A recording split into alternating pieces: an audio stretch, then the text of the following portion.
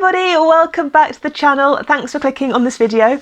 My name is Caroline, I'm a UK-based physics lecturer, and today I thought we could open the week talking about journal papers. So this isn't a video about, the process of writing and how I decide when a topic is ready to be written up into a research paper. This is more a nuts and bolts mechanics of things that I can do to make the process of writing a paper a little bit easier.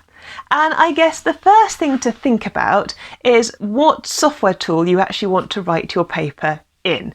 So I know lots of people reach automatically maybe for Word or maybe for OpenOffice. I think a lot of us within the scientific community, we will go to LaTeX. So if you've not heard of LaTeX before, it's a typesetting kind of program essentially, and it's an alternative to using a piece of software like Word. It's a way that I can type in my document, but I can easily type in equations because the way that it sets it up for you, I don't have to do like equation editor or anything. I can just type an equation into the LaTeX text. And I can also format figures nice and easily. And the beauty of using LaTeX is that lots of the journals will issue a LaTeX template for their journal.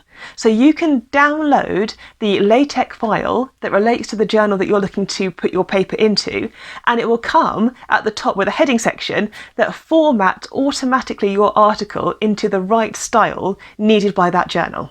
And this is so useful. If you start delving in and looking at journals' requirements, sometimes they require you to send it as a single column, double spaced. Sometimes it's a single column, 1.5 spaced, not justified.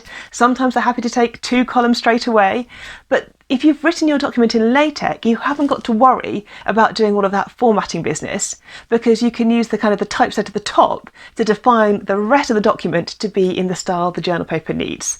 So one top tip I would suggest is if you haven't thought about using LaTeX before, especially if you're a scientist or an engineer or you're working in like a technical field, have a look at it. If you want to have a look, I think for free, you can use something called Overleaf. This is a web program, so you can just type it into Google and it will ping up for you. And the good thing about using Overleaf is as a sharing platform. So you can put a document in, you can start writing on that document, and then you can share it with colleagues and they can also edit the same document. And that's really good if you're writing a journal paper and there's several authors contributing to the study. It saves, sending around multiple versions. It means you've got some easy usable version control inbuilt into your software. The other thing, of course, about using a LaTeX program or having an easy way of being able to change the formatting and the style of your document is if your paper gets rejected, and inevitably papers do get rejected, editors decide they don't fit within their journal, or sometimes reviewers will decide actually they don't want the work in that particular context or that particular journal. If you then look to put your work into a different journal, it can be much quicker then to reformat it for the other journal's style. And I guess that follows on to my next consideration is think about which journal paper you are aiming your article at, and also think about the backup journal that you will go to if the first one can't or won't or doesn't want to take your paper. And the reason I'm saying this is if you're changing between journal families, you might find that you need to do more formatting of your document, and you might need to supply different information depending on which journal you're going for.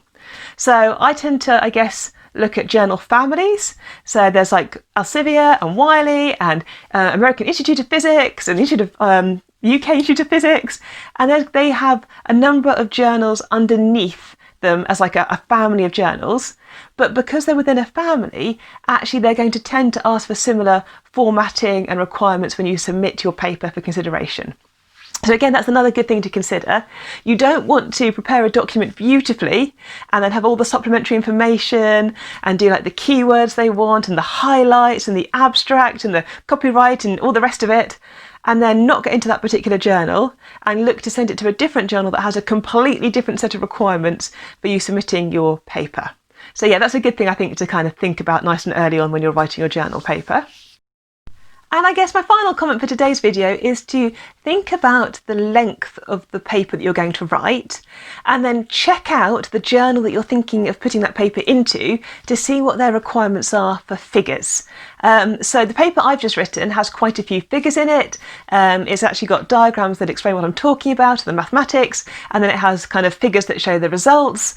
And that gives it quite a few figures, and some papers have a figure limit. So not only can there be a word word limit and a page limit, there may also be a figure limit. And so again, you don't want to prepare a document, have loads of figures in it, send it off to that first journal and then it get rejected, and then you find you can't send it to your second choice, your third choice journal, because you've got too many diagrams or figures, and it's going to take a lot of reformatting and reworking of that article. So again, that's just another thing that I now do check for, is not only how many pages can I write and what's my word limit, but actually how many figures, and is there a figure limit for the particular journal that I'm looking to apply for. I guess this is all in my mind because right now I've been writing journal papers, we've been having students getting ready to come back to university, starting to finish up my lecture notes ready for the semester starting in a couple of weeks' time. So on Thursday I thought I would share a little bit about timetable planning. So this is going to be a bit of a different semester for me. Typically all my teaching is done in person. You know, I go to the university and I'm delivering classes in the lecture theatre or in a tutorial room or in the laboratory.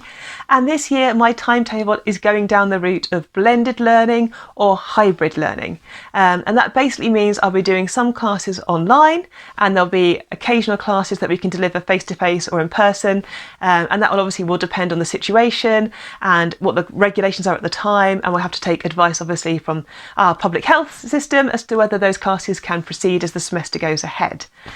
So yeah, I thought on Thursday I will fill you in a little bit about timetabling, how I'm getting my head around it and how I'm planning for the semester ahead, and just some ideas and things that might help you with your planning. Have a good few days, enjoy this week. If you're getting ready to go to university, I hope the packing is going well. If you like the channel, do hit like, do hit subscribe. It's all things academic. My name's Caroline and I'll be back on Thursday. Bye.